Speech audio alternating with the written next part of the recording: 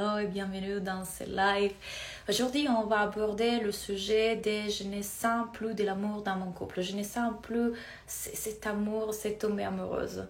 J'ai abordé ça dans un post. J'essaierai de vous le mettre ici quelque part si vous regardez sur YouTube pour que vous puissiez voir que aussi sur Instagram, j'écris beaucoup de contenu qui peut vous aider. Si vous êtes sur Instagram, vous l'avez peut-être lu avant cela ici. Et vous voyez, la chose que je vais aborder en première, c'est le fait que dans notre société, il y a cette idée que le couple, un couple qui dure est un couple qui doit ressentir cet amour. Il y a cette tombée amoureuse, ces papillons, cette chose qui se déclenche et qui doit être là. Pour qu'un couple puisse durer, pour qu'on puisse rester dans le couple, cette sensation-là doit être là tout le temps. Et du moment dans lequel, du coup, cette sensation n'est pas là, du coup, il y a forcément un problème et on doit absolument quitter la relation. Et vous voyez, on est très confus en fait. On est très confus sur ce que l'amour est et ce qu'est le tomber en amour et tout un tas de hormones et choses qui se déclenchent peut-être au début de la relation ou quand on regarde un film. Qui sont les choses suivantes? Tout simplement, il y a une différence entre l'amour et choisir une personne, même dans les journées dans lesquelles on ne se sent pas en amour, et le tomber en amour, les papillons. Notre cerveau, quand il est au début d'une relation, il déclenche beaucoup d'hormones. Il déclenche de l'oxytocine, il déclenche de la dopamine, il y a plein de choses qui se passent. Surtout pour une femme, ce qui se passe, c'est que quand une femme a un rapport sexuel avec un homme pour la première fois, son corps déclenche de l'oxytocine qui va être générée et rester dans son corps jusqu'à 3 mois. Alors que pour l'homme, cela dure quelques heures et après, c'est fini. Raison pour laquelle les femmes ne devraient pas, absolument pas, coucher avec un homme de façon si légère, comme si rien. Parce qu'il y a des hormones qui créent en nous de l'attachement à cette personne, qu'on le veuille ou pas. Donc, bien évidemment, ça dépend du niveau d'estrogène et de testostérone que chaque femme a dans son corps. Mais les femmes, en tout cas, qui ont assez de testostérone vont déclencher plus d'oxytocine et donc plus de hormones d'attachement à cette personne. Donc, même si vous pensez « Ah, mais c'est juste une soirée, mais si je ne suis pas intéressée », sachez qu'en réalité, une femme déclenche l'oxytocine pendant 3 mois. Donc, il ressent cet attachement à cet homme-là pendant 3 mois. Et raison pour laquelle beaucoup de femmes se retrouvent du coup dans des relations toxiques. Et si les hommes du coup étaient conscients de ce que je viens de dire, ils seraient peut-être beaucoup plus respectueux et du coup, lorsque on envisage, on pense de passer une nuit ensemble, du coup, peut-être on y réfléchit plusieurs fois. Et je vous dis ça parce que tout simplement, mon partenaire, au début de notre relation, il m'a fait prendre conscience de ça. Je n'étais pas du tout au courant de ça. Il m'a fait lire un livre, il m'a introduit à tout ça. Et c'est la raison pour laquelle nous, on n'a pas eu de rapport jusqu'à très tard. Parce que moi, je voulais être vraiment sûre que du coup, j'ai choisi cette personne et que je voulais avoir une relation avec lui. Et lui voulait être sûr que du coup, j'étais sûre et que je n'étais pas en train d'entamer, en fait, d'avoir une relation sexuelle qui après amenait de l'attachement, vu les hormones qu'il savait qui se seraient déclenchées en moi. Il voulait que je choisisse la relation pas par rapport à mes hormones et du coup à ma biologie et ma génétique. Il voulait un choix conscient. Donc vous les hommes, sachez que ça c'est une vérité. Donc de la même façon, toutes ces hormones, la dopamine et l'oxytocine, sont les hormones qui nous font croire que ça c'est l'amour. Chose qu'on reconnaît comme étant l'amour parce que aussi on les voit dans les films, on les voit dans les nouvelles, on les voit dans les trucs romantiques et on dit voilà, là les deux là sont amoureux parce que de la même façon que le personnage est en train de ressentir tout ce cocktail d'hormones et d'émotions, nous spectateurs du film, on ressent tout ce cocktail d'émotions. Et donc, notre cerveau, il fait le lien et il dit, ça veut dire aimer. Ça c'est l'amour. Ça sont les choses que je devrais ressentir.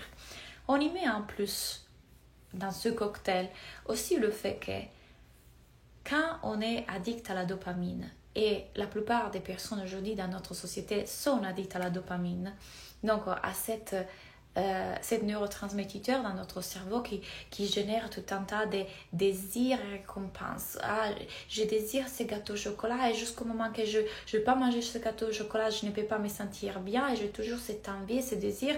Et seulement quand enfin j'ai mangé le gâteau au chocolat, enfin je me sens mieux. Donc on est addict à la dopamine parce que la dopamine elle est partout dans notre société. Les jeux vidéo, les réseaux sociaux, la nourriture, la télévision, le sexe, les films romantiques. Et beaucoup de personnes qui portent un trauma profond ont essayé, ou ils essayent en tout cas, de combler et taper cette émotion de manque, des douleurs et des souffrances, une partie de nous sous-conscientes, ceux qui souffrent, avec la dopamine. Et plus la blessure est profonde, plus le trauma est profond, plus je serai en recherche de dopamine. Or, qu'est-ce qui se passe quand on est dans une relation saine, quand on trouve quelqu'un de sain et du coup on ne va pas forcément constamment toucher ce bouton dans lequel la dopamine est générée, exemple une relation toxique, c'est-à-dire cet homme il me dit oui, puis il me dit non, mais les moments dans lesquels il me dit oui, je sens tous ces cocktails d'émotions, puis il me dit non à nouveau, je suis privée à nouveau de ma dopamine, puis on a une relation sexuelle et le sexe est extrêmement bon parce que du coup justement tous ces hormones et du coup il veut pas, ça c'est une addiction. La dopamine, d'ailleurs, c'est un neurotransmetteur qui peut générer des addictions. Donc, une relation saine ne va pas toucher sur ces choses-là, ne va pas déclencher tout ça. Parce que du coup, on est vraiment avec une personne avec qui on peut construire un attachement sécurisant, pas fouillant ou anxieux. Et faites le quiz que j'ai préparé pour vous pour voir quel est votre style d'attachement. Vous le trouvez en bas, ou en tout cas, demandez-le-moi. Et donc, qu'est-ce qui se passe puisque je suis dans une relation saine et que tout ce cocktail que moi je croyais être le tombé amoureux n'est pas déclenché, la dopamine n'est pas déclenchée, l'oxytocine n'est pas déclenchée, ou peut-être parfois, mais la plupart du temps, je me sens ennuyant, ennuyé. En fait, cette relation m'ennuie, cet homme m'ennuie. Je ne ressens pas toutes ces émotions-là. J'aime pas ça. Moi, je veux me sentir vivante. Et en fait, vous voyez, on confond le se sentir vivant et l'aimer avec tout ça. Et je vous le dis pour l'avoir vu dans plein de femmes, l'avoir vu sur moi-même. Quand je sortais de cette relation qui était une relation toxique dans laquelle justement tout ça s'était déclenché, bien évidemment, ça c'est une addiction dans mon corps, c'est une addiction, mon cerveau veut ça. Et petit à petit, que du coup, la vie...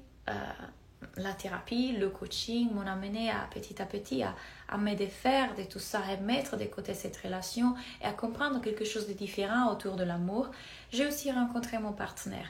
Et mon partenaire étant une personne qui est sécurisante et qui a fait beaucoup de travail sur soi et que du coup avec qui je pouvais avoir une relation saine était complètement différent par rapport à ce que j'avais eu dans le passé. Et mon cerveau disait, mais attends, mais je devrais ressentir autre chose, ça veut dire que je ne suis pas amoureuse, ça veut dire que je ne l'aime pas, ça veut dire que ce n'est pas la bonne personne, ça veut dire que je dois quitter la relation, ça veut dire que je ne devrais pas commencer cette relation. Est-ce que vous vous reconnaissez dans ça?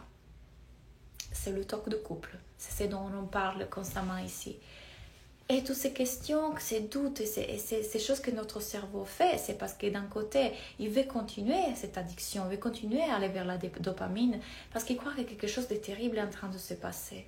Rappelez-vous que notre cerveau veut toujours essayer de contrôler, avoir la sécurité, avoir l'assurance qu'on peut se sentir bien.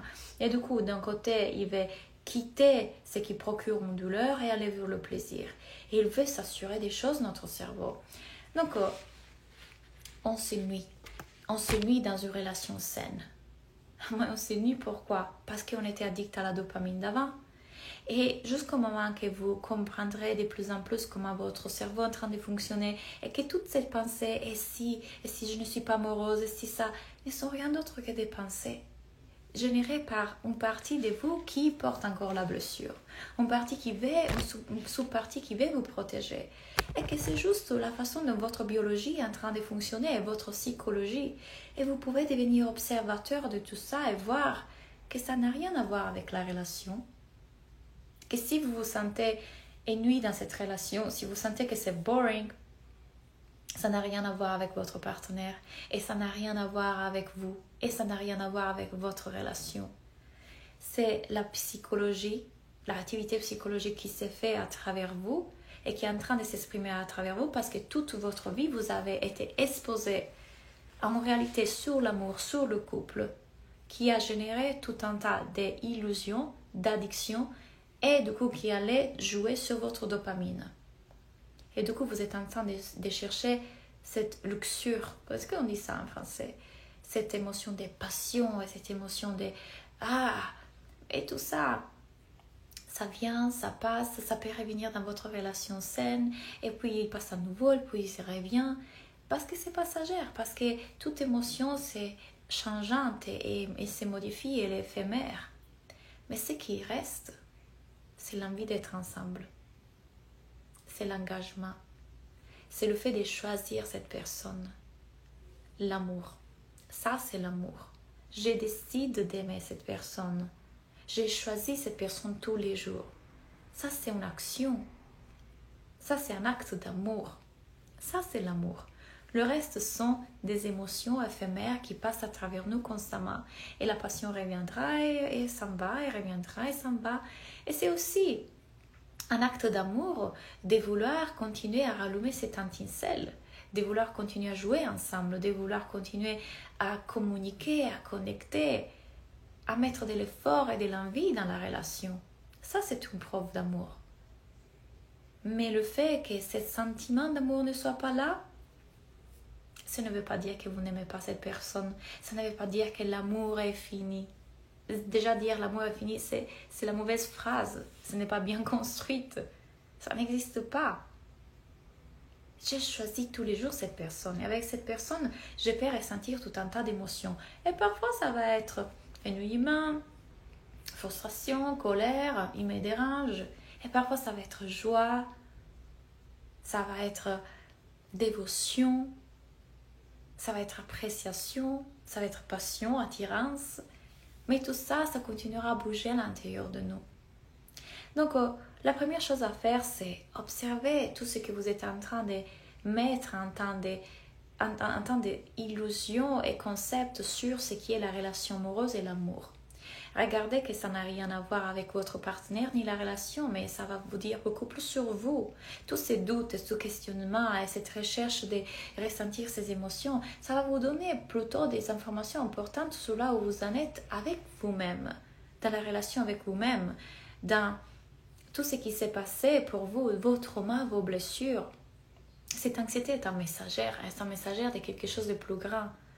Qu'est-ce qui est en train de vraiment se passer en vous? C'est l'opportunité d'aller l'explorer et d'aller voir toutes les blessures, les croyances que ces parties sous-conscientes portaient et de pouvoir à chaque fois s'ouvrir à une nouvelle façon de voir les choses.